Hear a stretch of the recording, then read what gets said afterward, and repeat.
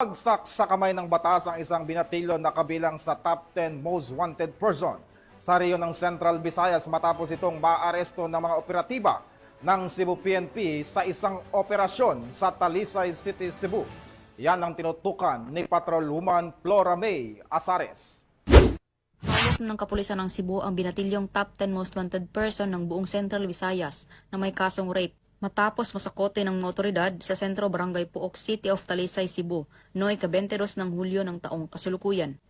Kinilala ni Police Lieutenant Colonel Brian O'Neil C. Salvacion, Chief ng Provincial Intelligence Unit, Provincial Drug Enforcement Unit, Cebu Police Provincial Office, ang suspect na si alias Japet, 18 anyos, na residente ng Purok Tambis, Barangay Puok, Talisay City, Cebu.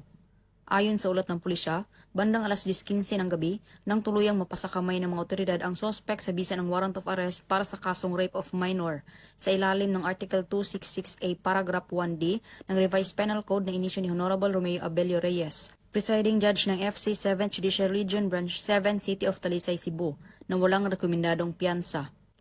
Kasulukuyang nasa kustodiya ng City of Talisay PS Custodial Facility ang suspect para sa dokumentasyon at tamang disposisyon. Ang pagkakaaresto sa isa sa top 10 most wanted sa Region 7 dahil sa kasong panggagahasa sa isang minor de edad ay patunay na walang ligtas sa batas ang mga umaabuso sa kabataan.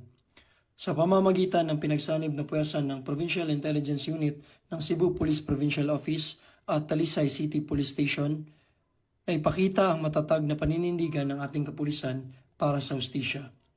Hinihikayat ang publiko na maging mapagmatsyag, isumbong ang kahina-hinalang gawain at makiisa sa laban kontra krimen.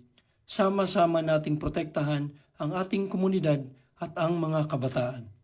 Mula dito sa Central Visayas, ako ang inyong PNN correspondent, Patrolwoman Flora May Azares, alagad ng batas, tagataguyod ng Balitang Pulis.